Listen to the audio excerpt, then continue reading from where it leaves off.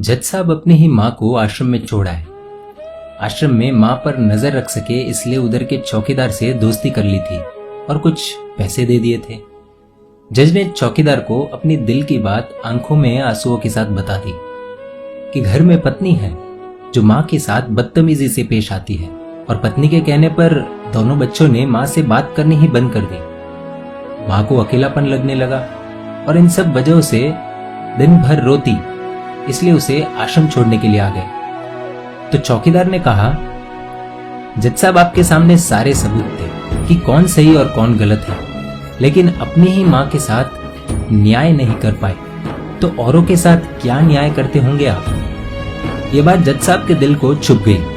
चौकीदार की इतनी सी बात का इतना असर हुआ कि 2 रात नींद नहीं आई, 2 दिन से खाना नहीं खाया और कोर्ट भी नहीं गए। ऐसा लग रहा था जैसे एक चौकीदार ने जज साहब की दुनिया हिला दी। जज साहब अपने घर में रूम से बाहर आए। दोनों बच्चे और पत्नी खाना लेकर इसी इंतजार में खड़े हैं कि कब खाना खाएंगे। तभी जज साहब ने एक कागज पत्नी को और 2 अलग कागज अपने बच्चों के हाथ में थमा दिए।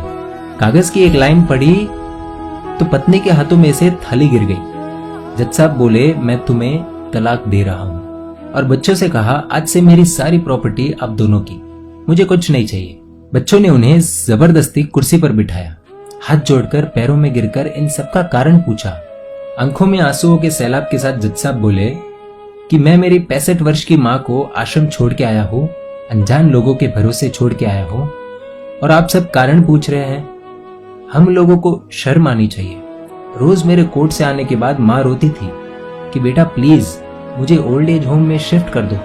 आप में से किसी ने भी माँ से सीधे मुंह बात नहीं की और ये भी भूल गए कि जिस जज को आज पूरा शहर सलाम करता है, उसी जज को बनाने में उस माँ का कितना बड़ा रोल है। कभी दूसरों के घरों में काम करने जाती तब भी मुझे अकेला ना छोड़ती। ऐसी भगवान समान माँ को मैंने आश्रम में छोड़ दिया, और वो भी ऐसे लोगों के भरोसे जिन्हें ये तक नहीं पता कि माँ को क्या बीमारियां है। खुद को कोसते हुए जज साहब कहते हैं, दूसरों पर फैसले सुनाने वाला आज मैं खुद हार गया।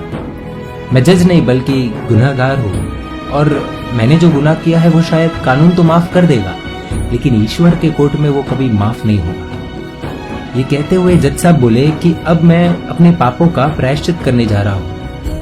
मैंने अपना सब कुछ आप लोगों को सौंप दिया है और अब अपनी माँ के साथ आश्रम में रहूंगा और उनकी सेवा करूंगा। पत्नी से जज साहब ने कहा कि याद रखना, आज तुमने उस माँ को आश्रम भिजवाया, तुम भी एक माँ हो, कल तुम्हें भी कोई आश्रम भेजेगी, तब तुम्हें मेरे इन शब्दों का अर्थ सही मायने में समझ आएगा।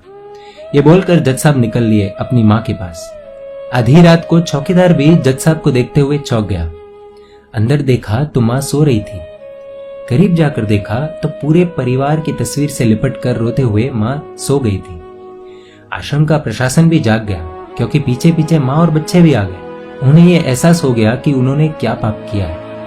तभी आश्रम की एक कर्मचारी बोली, हम इन्हें आपको नहीं सौंप सकते, क्या पता कल आप इन्हें मार दो तो।